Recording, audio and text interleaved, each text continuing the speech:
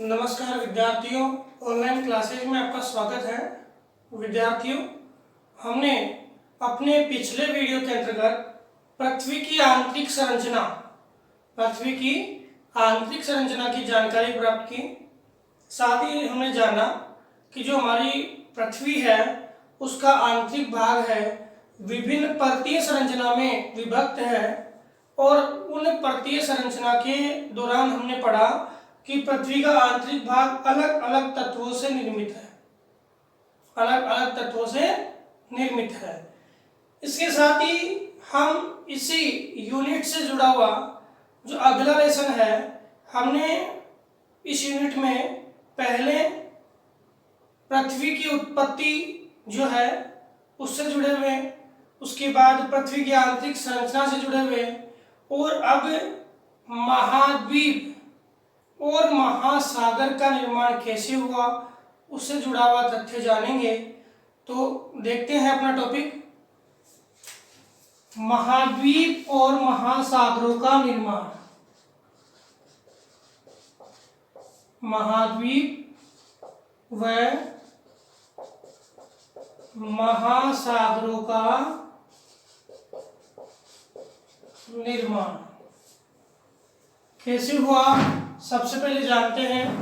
देखो, महाद्वीप और महासागरों के निर्माण की हम बात करें तो हमने भौगोलिक समय सारणी जो पढ़ी थी कि हमारी पृथ्वी बढ़ी 4.6 अरब वर्ष पूर्व, और उसके बाद पृथ्वी धीरे धीरे क्या होने लगी, ठंडी होने लगी, विभेदन हो चुका था, और पृथ्वी पर जो पार्थिव गैसें उत्पन्न हुई, साथ ही साथ जल पृथ्वी पर आया, तो लगभग 3.8 अरब वर्ष पूर्व पृथ्वी पर महाद्वीप और महासागरों का निर्माण हो चुका था।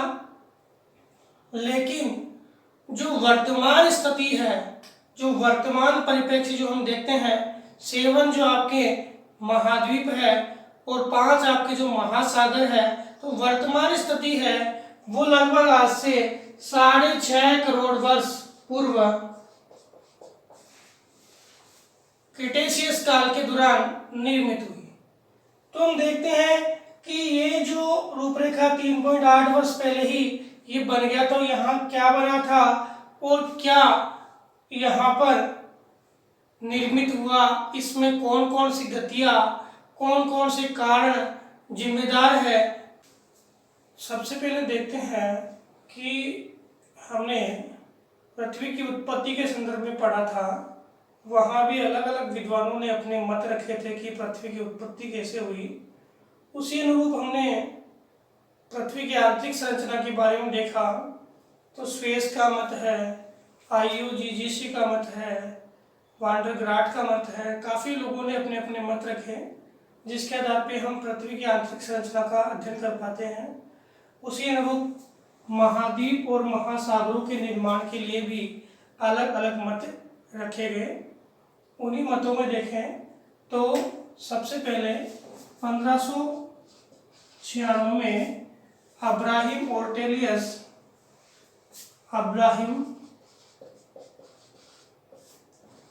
ओर्टेलियस ने संभावना व्यक्त की कि जो आपके महाद्वीप थे ये पहले आपस में एक ही थे। इसी कड़ी में आपके आगे जाकर जो एंटीरियो पेलेग्रिनी था, एंटेरियो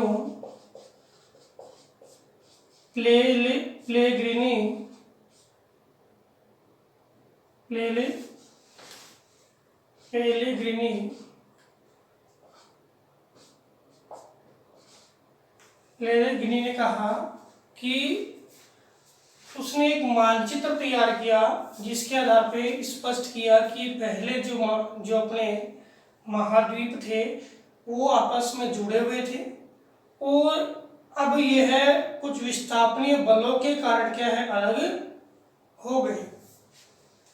इसके बाद जो सर्वमान्य जो मत चल रहा है वो है 1912 में आपके जो जलवायुविद भी है,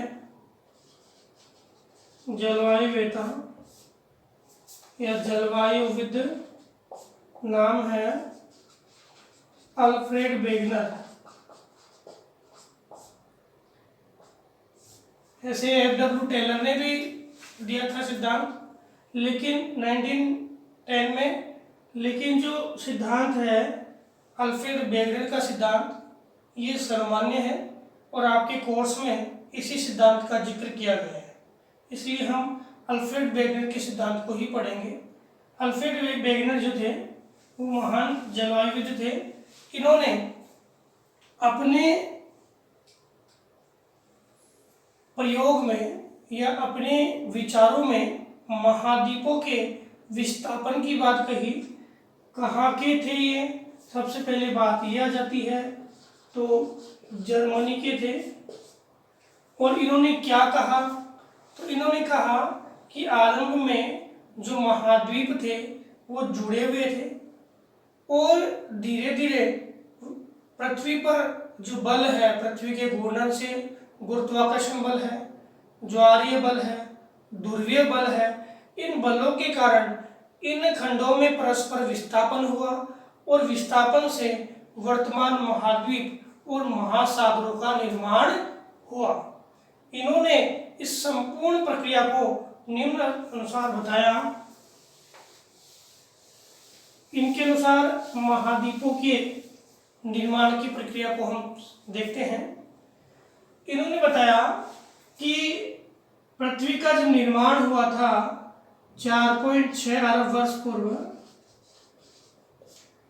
उसके बाद 3.8 अरब वर्ष पूर्व महासागरीय और महाद्वीपीय प्रदेश का निर्माण हो चुका था। कहने का मतलब जलीय स्वरूप आ गया था और स्थलीय स्वरूप बन गया था। कहाँ पे? इस पूरी पृथ्वी के भाग में। उसके बाद हमने पढ़ा था जो अलग अलग काल हमने पढ़े, उन कालों की मैं बात कर रहा हूं। तो कार्बोनिफेरस काल,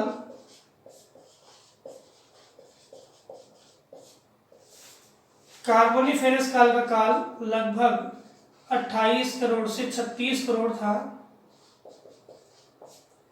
इस कार्बोनिफेरस काल में आपके महाद्वीपीय स्वरूप में कोई ज्यादा परिवर्तन नहीं हुआ था, लेकिन कार्बोनिफेरस काल के जस्ट बाद का जो काल आता है पर्मियन, इस पर्मियन काल में महाद्वीपीय विस्थापन की हलचलें आरंभ हो गई थी। महाद्वीपीय विस्थापन की हलचलें कौन से काल में आरंभ हो गई थी?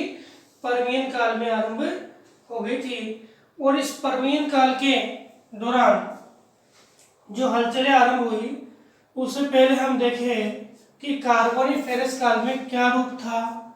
तो कार्बोनिफेरस काल में एक बार मैं यहां बढ़ा देता हूं कि एक तो था आपका स्थलीय भाग, एक था क्या? जलीय भाग। स्थलीय भाग था, उसको क्या कहा? पेंजिया।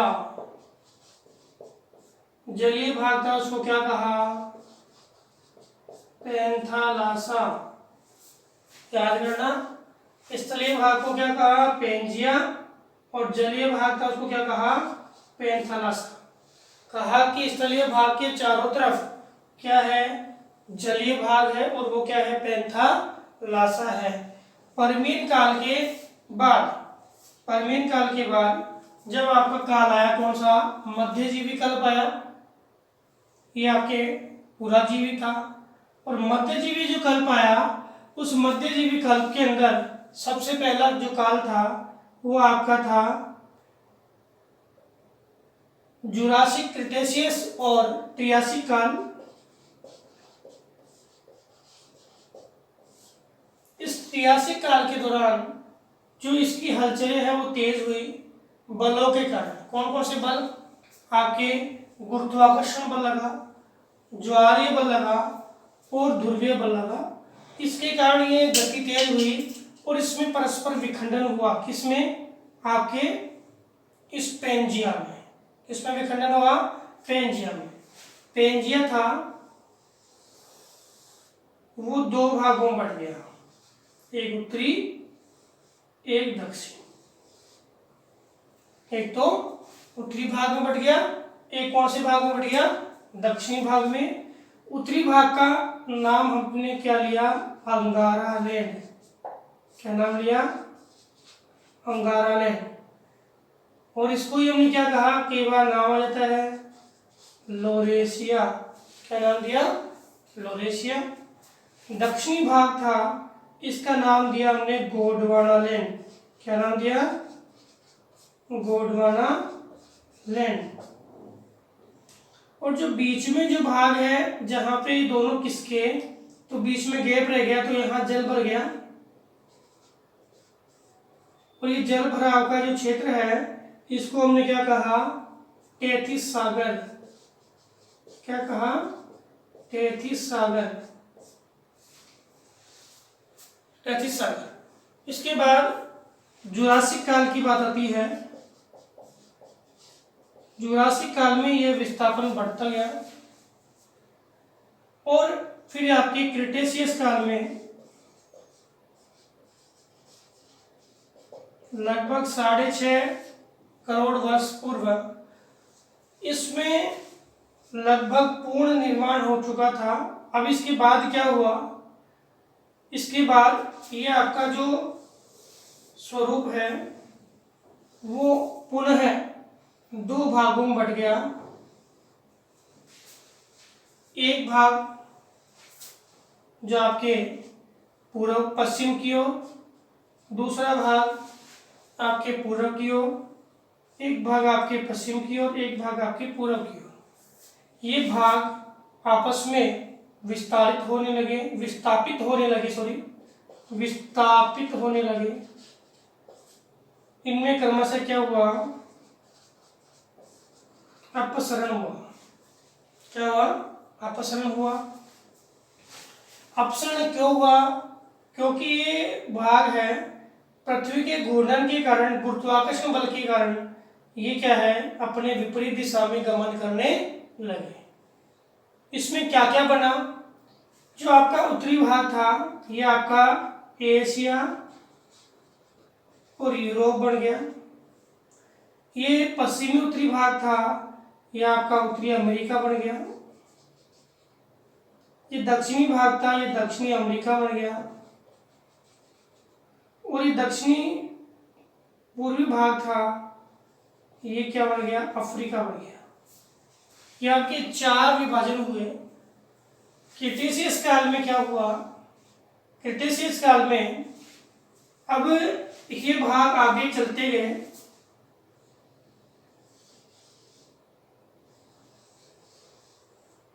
मैं वैसे ही मानचित्र बना रहा हूं, मानचित्र नहीं है ये क्या है, एक सामान्य प्रतिरूप है। ये बीच वाला भाग आपको दिख रहा है, ये तो आपकी क्या है, 33 सागर के अंश है। अब ये भाग आगे चलता गया पश्चिम की ओर, ये पश्चिम की ओर, पूर्व की ओर, ये पश्चिमी पूर्व। तो बीच में एक सागर का निर्माण हुआ। और ये सागर कौन सा है, महासागर कौन सा है, अटलांटिक महासागर। कौन सा, अटलांटिक महासागर।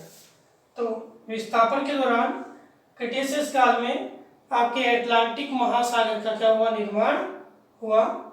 अटलांटिक महासागर के अतिरिक्त देखें तो ये आपका गोंडवाना लैंड है, यानी अमेरिका का, दक्षिणी अमेरिका का भाग है। इस दक्षिणी अमेरिका के गोंडवाना लैंड से कुछ भाग क्या हुआ, खंडित हुआ। ये भाग खंडित होकर के अपने पृथ्वी के घूर्णन के कारण पहले पूर्व की ओर चला, फिर भूमध्य रेखा में जो बार है उस बल के कारण ये भाग है। अब कौन कौन से भाग अलग हुए एक बार इधर देखते हैं। तो एक बार थोड़ा सा रिपीट कर लेते हैं, ये जो बाकी है उसको दोबारा देखेंगे। कार्बोनिफेरस काल में आपके महाद्वीप जो है, महासागर जो है वो एक स्थान पे थे। पर्मियन काल में कुछ हलचलें स्थापित हुए। कार्बोनिफेरस काल की स्थिति क्या है, स्थलीय भाग था वो क्या था, पेंजिया था, और जलीय भाग क्या था, फिर पेंथालसा था। पर्मियन काल में कुछ विस्थापनी हलचलें स्थापित हुई या विस्थापनी हलचलें आरंभ हुई। इसके बाद आपके त्रियासिक काल में जो आपकी हलचलें आरंभ हुई, यहाँ से हलचलें आरंभ हो गई थी, यहाँ हलचलें उत्पन्न हो गई थी, मतलब यहाँ ये क्रियाएं एक गति के लिए शुरू हुई और यहाँ तेज हुई, जुरासिक में और तेज हुई और क्रिटेशियस में ये सारा विखंडन विस्थापन हो चुका था। तो पहले आपके क्या बने, दो भाग हुए। ऊपरी भाग याद रखना अंगारालैंड कहते हैं या लोरेशिया कहते हैं। दक्षिणी भाग को क्या बोलते हैं, गोंडवानालैंड कहते हैं।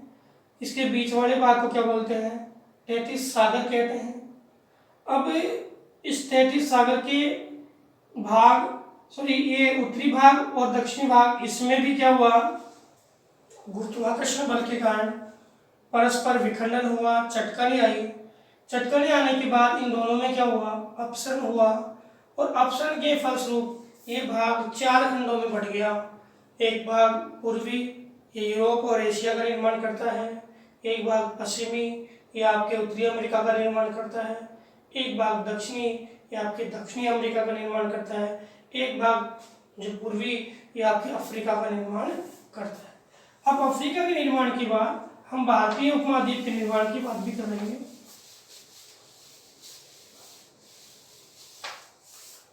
देखना आपके जो ये भाग है,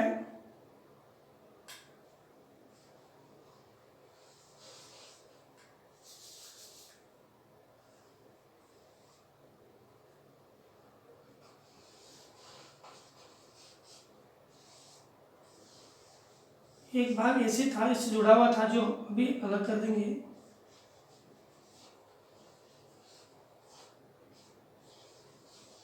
ये भाग यहाँ तक था, भारत नहीं था, ये आपके ऐसे बना हुआ था, ठीक है। अब इससे जुड़ता हुआ जो भारत था, भारत एक तो भारत, एक मेडागास्कर द्वीप, एक भारत और एक ऑस्ट्रेलिया, ये तीनों भाग किससे अलग हुए, आपके दक्षिणी अमेरिका से अलग हुए। दक्षिणी अमेरिका से अलग हुए, तभी तो हम कहते हैं कि भारत का जो दक्षिणी भाग है वो किसका अंश है, गोंडवानालैंड का। नहीं तो हम बात करें कि ये मान लो 0 डिग्री भूमध्य रेखा और भारत तो इससे ऊपर है, तो भारत के ऊपर है तो कौन सा किसका अंश होना चाहिए, ये लोरेशिया का अंश होना चाहिए। लेकिन ये किसका अंश है, गोंडवानालैंड का, क्योंकि इसकी उत्पत्ति या निर्माण की बात करें तो क्रिटेशियस काल में आपके ये यहाँ से विखंडित हुआ। विखंडित होने के बाद ये पूर्वी क्षेत्र में चला, पूर्व में फिर भूमध्य रेखीय उभार के कारण ये है उत्तर की ओर चला। इससे बीच में आपके जो मेडागास्कर है और पूर्व की ओर चला गया कौन, ऑस्ट्रेलिया, और ये कहाँ चला गया, उत्तर की ओर, और जाकर के कौन से भाग से टकराया, ये आपका तैतीस सागर का अंश है। किसका, तैतीस सागर का। इस तैतीस सागर वाले भाग से ये टकराया।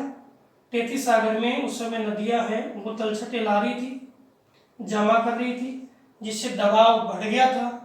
और इसी दबाव के साथ ये भारत का दक्षिणी प्रायद्वीपीय भाग है, ये इससे जाके टकराया।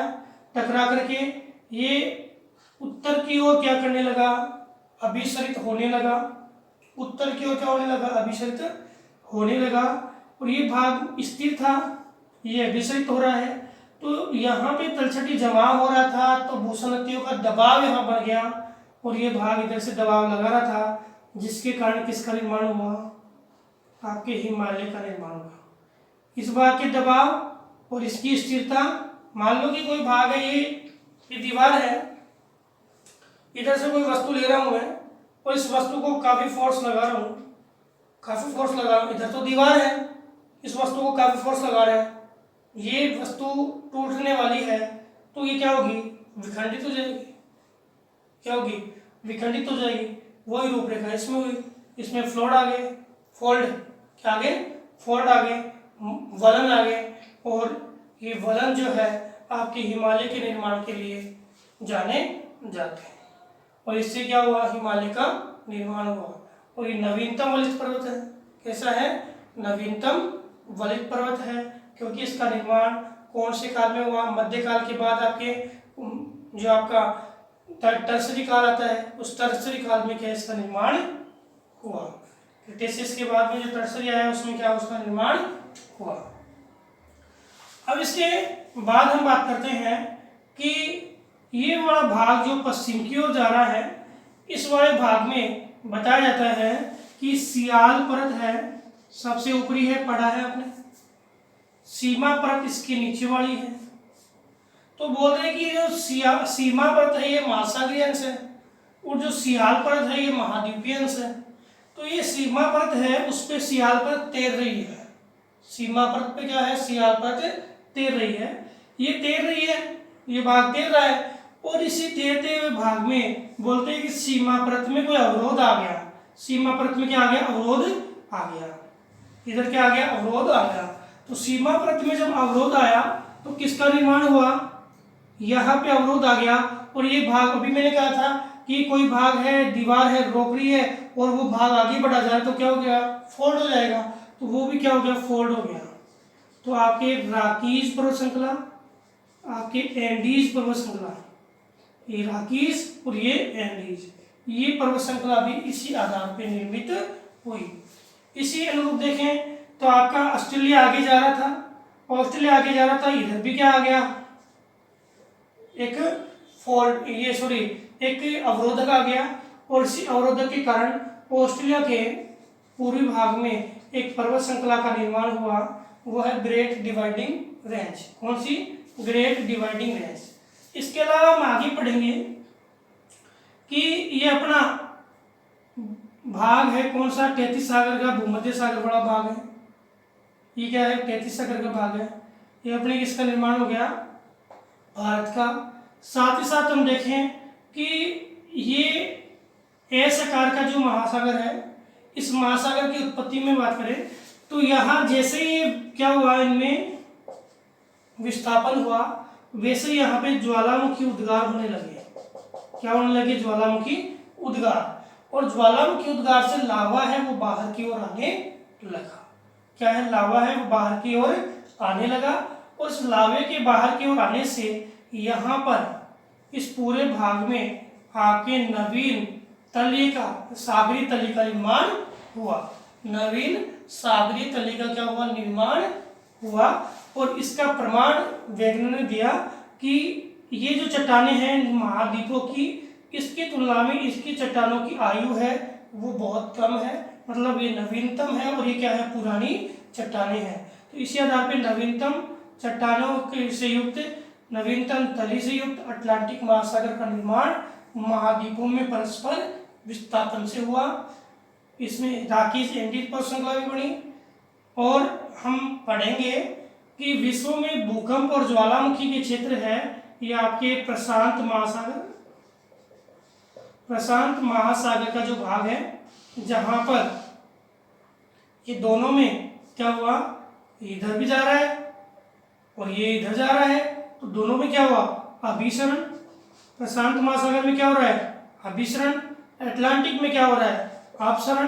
तो अटलांटिक में तो ज्वालामुखी के क्षेत्र है, प्रशांत में क्या है? आपके भूकंप और ज्वालामुखी दोनों के क्षेत्र है। और अपना जो तैतीस सागर है, इस तैतीस सागर की बिल्कुल बराबर में देखें आप, हम देखें हिमालय वाले भाग में भी जाकर देखें तो ये पूरा भाग है, इनमें क्या हो रहा है? अभिसरण हो रहा है। क्या हो रहा है? अभिसरण। तो यहाँ पे भूकंपीय क्षेत्र आपको देखने को मिले। तो विद्यार्थियों, हमने आज पढ़ा है कि किस प्रकार से जो पृथ्वी है उसमें महाद्वीप महासागर आरंभिक काल में थे, उसके बाद धीरे धीरे बाहरी बलों के कारण इनमें विस्थापन हुआ, विखंडन हुआ, और ये वर्तमान रूप में परिवर्तित हो गए। विद्यार्थियों, वेगनर ने अपने सिद्धांत में सारी बातें कही, इसके साथ साथ ही वेगनर ने अपने सिद्धांत को परिपुष्ट करने के लिए अपने कुछ जो मानदंड प्रस्तुत किए, तो वो वेगनर के सिद्धांत के पक्ष में परमाणु के आधार पर उनको कहा जाता है। उनका अध्ययन हम अगले वीडियो के माध्यम से करेंगे।